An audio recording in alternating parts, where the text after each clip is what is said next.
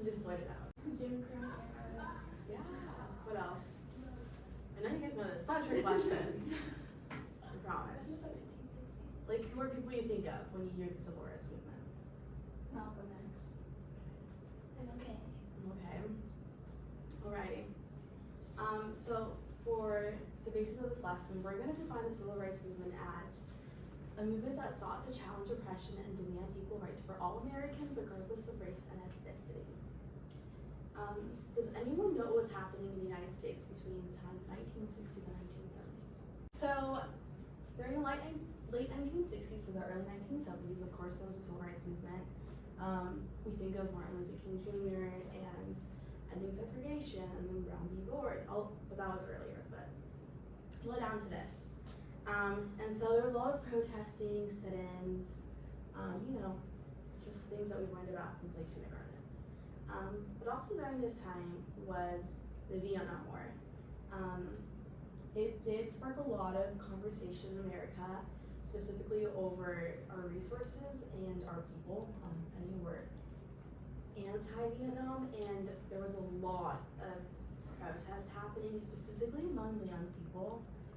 But yeah, and during the late 1960s and early 1970s was also the counterculture movement, which was kind of what you think of when you think of hippies. That's where this stemmed from. The counterculture really takes its place from the youth. Counterculture, you think youth, like this was all youth-based. They wanted to give themselves a voice, and they wanted to fight for really anything. Like behind any movement that we're going to talk about, they were like at the basis of it. So if it weren't for the counterculture movement, we definitely would not be where we are right now. And then also during the 1960s and early 1970s is awareness of inequality, which stems from all of this. A lot of this has to do with the counterculture because they kind of thought like, I don't get why that person's not treated the same way I am. And this is like when you hear like rock and roll music. And so there was definitely a lot of protests during this time. So with what we just talked about, all of those and media had a big part in the start of many movements. Media took off like really rapidly during this time. Things were just being broadcasted. We were getting live television. We were getting when people were seeing protest happening, and it was something that not many people had before, and especially access to television was just like pretty non-existent. And so now that it was booming, all these protests were happening, it made people realize that like we have a bigger voice. Like we're not just limited to our city. We're not just limited to the newspapers. Like we could get our word across the entire United States and even the world. And so because of the media, it really pushed people to start their movements. And then along with unfair wages, working conditions, equal rights, overall quality of life, all of that, people were becoming aware of how unequal it was and how, because of the media. So I truly think that like if it weren't for the media, none of these movements would have really happened. So we have movements such as the women's liberation movement, the student movement, anti-Vietnam War movement, gay rights movement, Black Power movement. I mean, it really goes on. Side note though, I would not confuse the Black Power movement with the civil rights movement. This is similar ideas, except they were very much like aggressive. So civil rights movements like peaceful. They were like the opposite, like aggressive. We're only gonna get our way if we are aggressive, and as well. That's that. But today we're specifically going to talk about two. The first one's going to be the Chicano movement.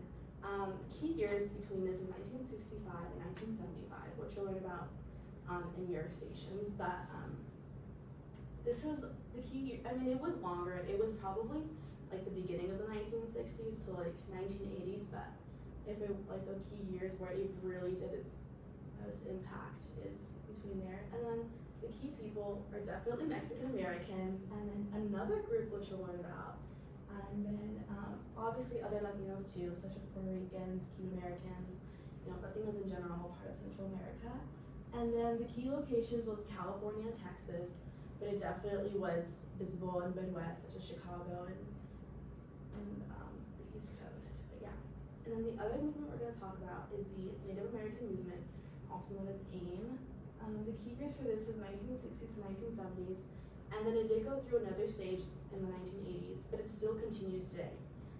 It just really took off and got its momentum in the 1960s. And then the key people are obviously Native American people, so indigenous people. And the key locations, this one's a bit more tricky since it really depends on where they were and like their tribes. And so specifically for this, we're going to focus on Minnesota, South Dakota, and Washington, D.C., which we learn about soon. Okay, so I'm going to divide you guys. I'll give you guys just your papers. But I'll set the timer up for you guys to get this visual idea. Once you get to your next station, the sheet should already be there. And take the one you have with you. I would drop you guys this last sentence, and then I'd sit back in like your guys you get, but I'd sit in a table. We are going to test your knowledge. I know, very exciting. So, are you guys familiar with, is it Family Feud, the one where you like buzz? Yeah.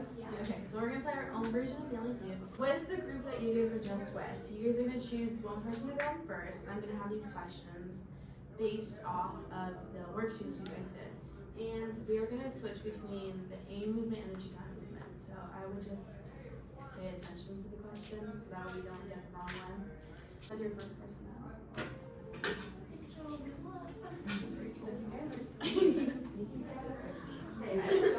You're all gonna have to come up at some point. So. Okay, are you guys ready? So, you guys, hands behind your back.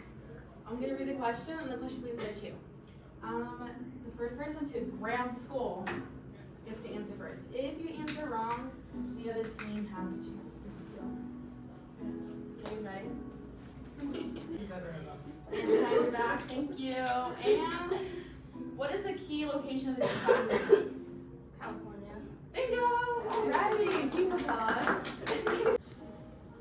What other group of people were heavily involved in the Chicano movement? Puerto Ricans. No. What? Oh, I know what you're referring to. Can I grab it again or no? They have a chance to steal. You can go huddle with your team really quickly. I'll give you guys like 30 seconds. The farm workers, right? No! So, oftentimes, a big thing that people criticize about the Chicano movement is the word Chicano. Which, I mean, it was a lot about like culture pride and like, you know, we too are amazing. But a big group of people that are often like not recognized but had a huge part to do with it, specifically the grape strike, is Filipinos. Oh. Yeah. How long did AIM last? Isn't it still? Yes! Oh yeah.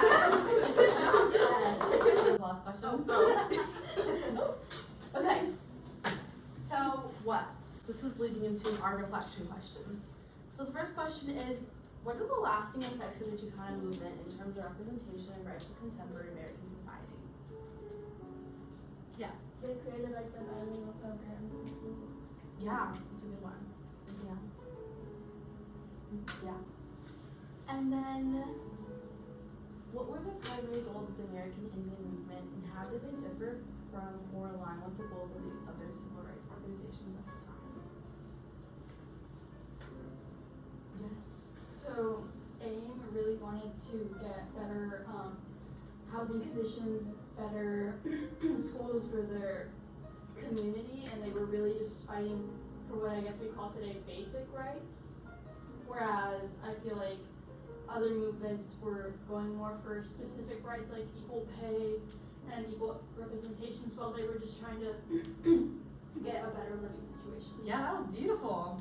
Sounds good. Okay, and the next question, you guys can go ahead and write in any blank space you have, in the back. And then, I'll give you a couple minutes to answer it, and then I'll have 7 people share. But how did the Chicano movement aim both challenge the idea of assimilation, and what strategies did they use to assert their cultural identities?